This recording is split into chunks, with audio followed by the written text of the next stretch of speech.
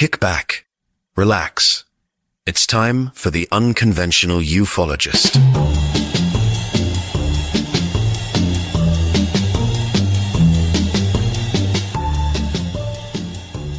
Hello and welcome to this episode of the Unconventional Ufologist. I'm Steve Yarwood and I'll be taking you through the utterly preposterous chronicle of UFO, or UAP, disclosure. There is, for now at least, a small blue-green planet spinning through the vast inky void of space. Its inhabitants perpetually squinting upwards at the heavens with a mixture of awe, suspicion and the nagging feeling they've forgotten something important. This planet, as you may have guessed, is Earth, and it's long been obsessed with things in the sky that refuse to behave like respectable clouds or the occasional lost seagull.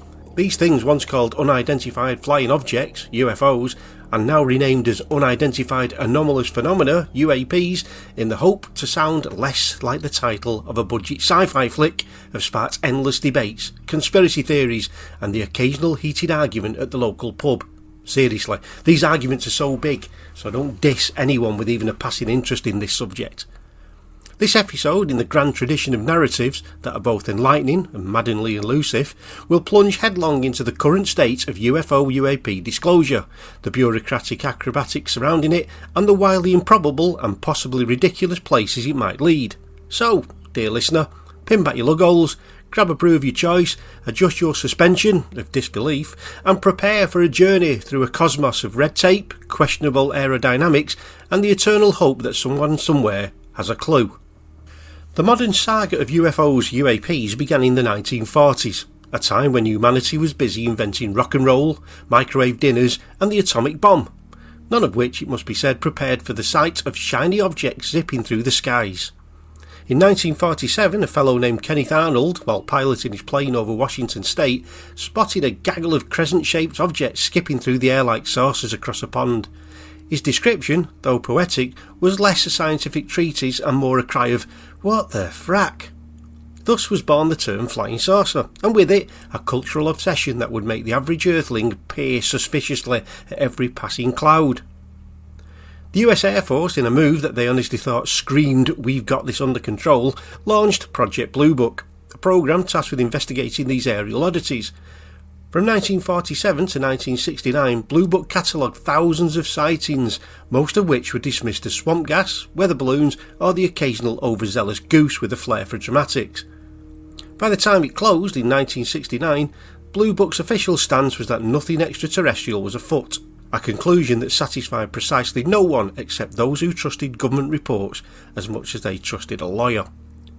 Critics, armed with little more than suspicion and a knack for spotting inconsistencies, argued that Blue Book was less about investigation and more about sweeping mysteries under a very large bureaucratic rug. Post-Blue Book, UFOs became the stuff of late-night radio rants and grainy photographs that looked suspiciously like hubcaps tossed into the air. The 1990s brought a resurgence of interest fueled by the 50th anniversary of the Roswell incident, a supposed UFO crash that was definitely not a weather balloon, no matter what the Air Force said, and television shows that made government conspiracies seem as plausible as a 3-day weather forecast. Yet, official acknowledgment remained as elusive as a double Jack Daniels in a teetotaler's pub, leaving enthusiasts to speculate wildly while the rest of the world got on with inventing the internet and boy bands. Then, in December 2017, the New York Times lobbed a journalistic hand grenade into the public consciousness.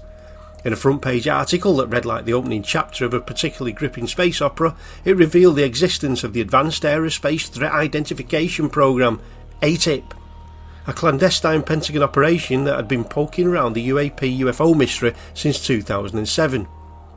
Accompanying this revelation were declassified videos from US Navy pilots showing objects that moved with a sort of reckless abandon that would make a stunt pilot blush.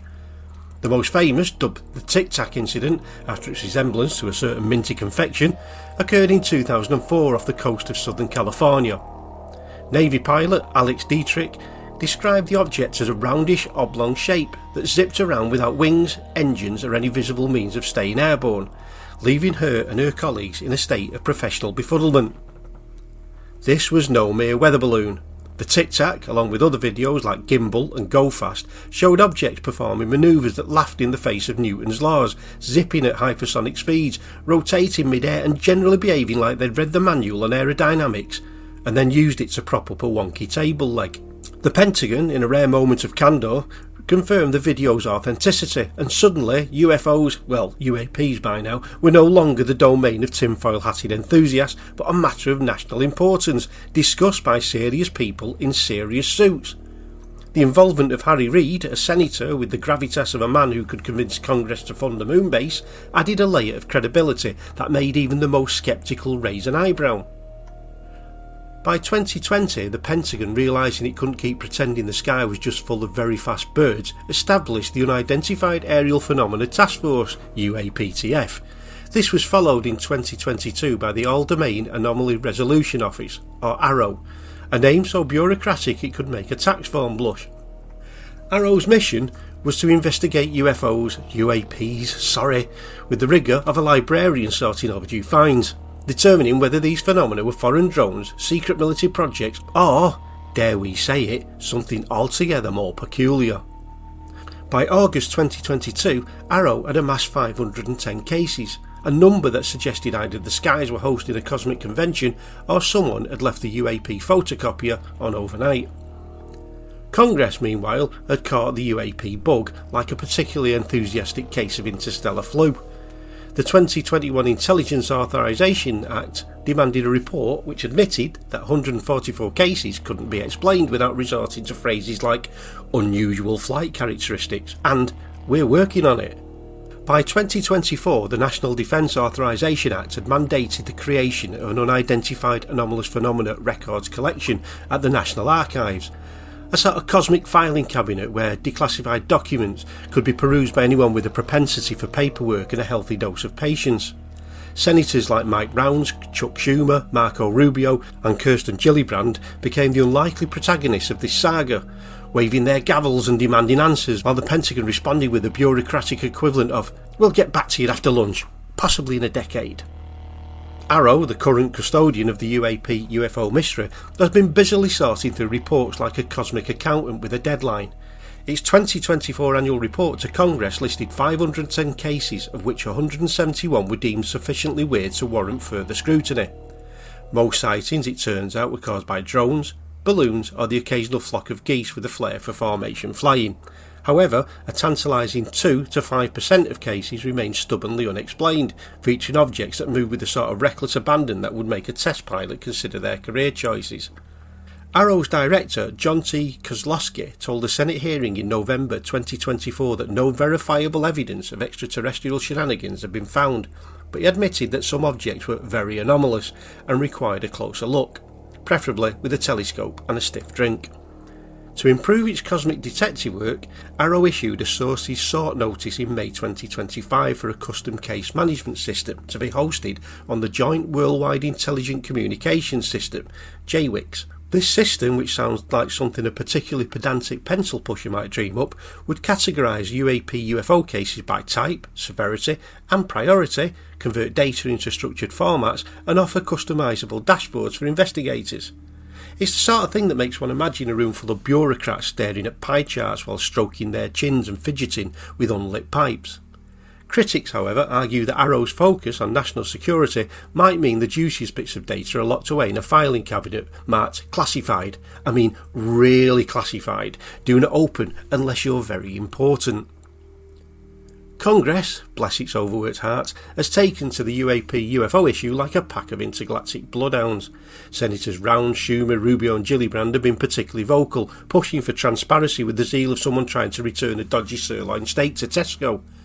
The proposed UAP Disclosure Act of 2024, modelled after the JFK Assassination Records Collection Act, aimed to establish a review board and a 7-year plan to spill the cosmic beans.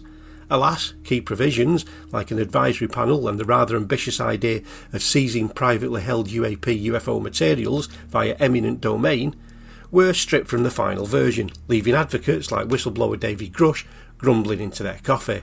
Grush, a former intelligence officer, caused a stir in 2023 by claiming the government possessed non-human craft and biological material, which sounds like the sort of thing you'll find in a sci-fi novel or a particularly wild office Christmas party. His testimony, alongside that of other whistleblowers like Luis Elizondo, a former ATIP official, has kept the pressure on. Elizondo, with the air of a man who's seen too many classified memos, has argued that disclosure is a process, not a single event, and that Congress is grappling with how to break the news without causing a planet-wide panic. Despite these efforts, no smoking ray gun has emerged, and classified versions of Arrow reports reportedly contain details that would make a conspiracy theory's head explode with glee. The public, meanwhile, has embraced UFOs, UAPs, with the enthusiasm of a species that's just discovered it might not be alone in the universe. A 2023 poll found that 43% of Americans were more curious about UAPs after the 2017 Pentagon videos, a figure that's likely spiked further with every new congressional hearing. Social media platforms like X have become a cosmic echo chamber, with users like @HoldenCulotta and @DisclosureOrg proclaiming imminent disclosures, new whistleblower testimony, or the arrival of little green real estate agents looking to sell timeshares on Mars. A January 2025 post boldly claimed that disclosure could begin tomorrow, while others speculated about non-human intelligence, or NHIs, or as we know them, the classic greys of UFO lore. These posts, while enthusiastic, often lack that pesky detail of evidence, making them as reliable as a weather forecast for Alpha Centauri. Mainstream media, in a rare departure from reporting on celebrity scandals and cat videos, has taken a cautious stab at UAP coverage.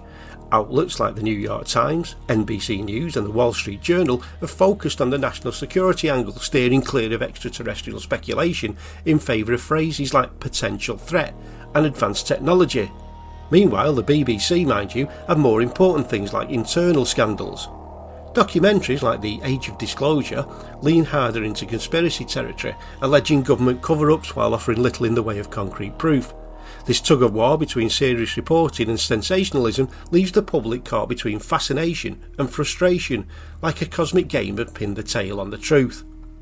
The scientific community, ever the voice of reason in a universe full of lunatics, has approached UAPs with a mixture of curiosity and a raised eyebrow. NASA's 2022 UAP independent study team, featuring brainy types like Joshua Semiter, concluded in 2023 that there's no evidence of extraterrestrial shenanigans, but recommended better data collection with fancy instruments. Harvard's Avi Loeb, a man who seems to have a telescope permanently glued to his face, has called for deploying state-of-the-art sensors at UAP hotspots, arguing that grainy videos from 1970s radar systems are about as useful as a paper towel in a supernova. A 2024 study in the Journal of Scientific Exploration took a different tack, examining the personality traits of UFO witnesses and finding that they often score high on openness and extroversion, debunking the stereotype of the wild-eyed nutter. This suggests that credible witnesses might be dismissed due to a scientific bias against anything that sounds like it belongs in a Spielberg film. Scientists like Mark Rodiger argue that UAPs are a legitimate puzzle deserving of study with an open mind and a closed conspiracy theory handbook. The Department of Defence, with its proclivity for secrecy, views UAPs through the lens of national security, like a general squinting at a radar screen and muttering, "Is that a Chinese drone or a Martian space dreadnought?" The 2021 UAPTF report noted that some UAPs could represent breakthrough aerospace capabilities from a rival nation, a concern echoed by Senator Mark Rubio, who probably has nightmares about Russian spaceships disguised as weather balloons. This focus on earthly adversaries means that much of the dubious data is locked away in classified reports, lest it reveal that the US military's radar is less sophisticated than a teenager's gaming console. Arrow, despite its lofty goals, has been accused of being a cosmic paper shuffler, more interested in debunking UAPs than investigating them. David Grush has called it a clearinghouse for dismissing weirdness, while Joshua Semiter has pleaded for less stigma around UAP reporting. The bureaucratic tendency to treat UAPs like an embarrassing relative at a family reunion, acknowledged but quickly ushered out of sight, means that its progress is slower than a Robin Reliant with 3 punctured tyres. Despite hundreds of reports, no irrefutable evidence of non-human hijinks has surfaced. Arrow's findings often pin UAPs on mundane causes, like the 2022 East Coast Naval exercise video, which turned out to be a drone rather than a visitor from Zeta Reticuli. Whistleblowers like Grush claim first-hand knowledge of exotic craft, but their lack of tangible proof is about as convincing as a politician promising free cake. This absence of a cosmic smoking gun keeps skeptics smug and believers frustrated, like a game of intergalactic whack-a-mole without a mole in sight. The public's view of UFOs is shaped by a heady mix of pop culture, social media and the occasional overzealous documentary. Arrow's 2024 report noted that movies and TV shows have reinforced belief in extraterrestrial visitors, making it hard to separate fact from fiction. On X, formerly known as Twitter, posts about UFO crash recoveries and government cover-ups spread faster than a rumour in a small town, often with less evidence than a used car salesman's warranty. Balancing transparency with the risk of misinformation is like trying to herd cats in zero gravity. Senators like Mike Rounds are gearing up to reintroduce a beefier UAP Disclosure Act, potentially restoring provisions for an advisory panel and broader data access. Congressional hearings, which have become as regular as sitcom reruns, will likely keep the pressure on, though the Pentagon's knack for dodging questions suggests a long game of cosmic cat and mouse. The National Archives UAP records collection, mandated by the 2024 NDAA, promises a slow trickle of declassified documents. Scientific and governmental efforts to improve UAP data collection are gaining traction. NASA's call for advanced sensors and Arrow's fancy case management system could yield clearer data, potentially resolving more cases. If a small percentage of cases remain unexplained though, the public's imagination will no doubt run wild. As stigma fades, more scientists may dive into UAP UFO research, especially if funding appears like a cosmic PowerPoint presentation. The public's growing curiosity, amplified by X and other platforms, could force institutions to open their filing cabinets, though managing expectations would be trickier than explaining quantum physics to a goldfish. The tension between wanting answers and avoiding mass hysteria is a delicate balance. 1. Incremental transparency. The most likely scenario involves a slow release of declassified records through NARA's collection, like a cosmic library with a very strict lending policy. This would clarify historical cases but might disappoint those expecting a PowerPoint presentation on extraterrestrial vacation habits. 2. The big reveal. A verifiable piece of evidence, a non-human craft, a biological sample, or a polite note from Alpha Centauri could force rapid disclosure. While whistleblowers claim such evidence exists, its absence, in public reports, suggests that it's about as likely as finding a parking spot at your local hospital. 3. Earthly adversaries. If UAPs turn out to be Chinese or Russian tech, disclosure would shift to geopolitical saber-rattling, with senators muttering about aerospace superiority instead of aliens. This would align with Arrow's national security focus, but might dampen the cosmic excitement. And 4. Cosmic stagnation. Bureaucratic inertia and inconclusive evidence could leave disclosure in limbo, like a spaceship stuck in a bureaucratic wormhole. Public frustration would likely fuel conspiracy theories, with ex-users proclaiming the end of the world every Tuesday. The word disclosure is a slippery beast, meaning different things to different people. For some, it's the moment when a government official holds up a shiny alien widget and says, "We were wrong, folks." For others, it's just a matter of getting all the paperwork out of the Pentagon's cosmic shredder. The truth, as usual, is messier than a teenager's laundry basket. Even if every UAP file was declassified, many cases might remain unresolved, thanks to fuzzy photos, outdated radar, and the universe itself generally refusing to play nice. The government's cautious approach is like a tightrope walker with a fear of heights, balancing public curiosity against the risk of revealing military secrets or sparking a planet-wide panic. The public's role in demanding answers is crucial, but so is the need to avoid mistaking every shiny object for a spaceship. After all, the universe is a big place, and humanity's tendency to assume it's the centre of it is like a goldfish thinking its bowl is the ocean. The saga of UAP UFO disclosure is a cosmic comedy of errors, full of tantalising hints and infuriating dead ends. The progress made, government reports, congressional hearings and a smattering of declassified videos has dragged UFO UAPs from the shadows of ridicule into the spotlight of legitimacy. Yet the path to understanding is paved with bureaucratic dawdling, national security jitters and a public that's equal parts curious and prone to believing the sky is full of little grey aliens. The future is much like watching a Manchester United football match. It's unpredictable and likely to leave you disoriented. Incremental transparency seems the most probable course of action, with NARA's UAP UFO records collection slowly dribbling out documents like a reluctant cosmic tap. A breakthrough, say a shiny non-human craft parked in Area 51's employee parking area, would be splendid, but the absence of such a find keeps us guessing. Alternatively, the phenomena could be revealed as Chinese drones or Russian gadgets, shifting the narrative to earthly rivalries, or we might remain in a state of cosmic limbo, forever chasing shadows in the sky. And as a quick note, at the time of recording this episode, Ross Coulthard has alluded to having evidence that the Tic Tac UFO UAP is in fact Lockheed Martin technology. I will follow up on this in a later episode, but personally I think he's talking toot. So that about wraps it up for this episode of the Unconventional Ufologist. Thanks for joining me, and hope to meet up again real soon.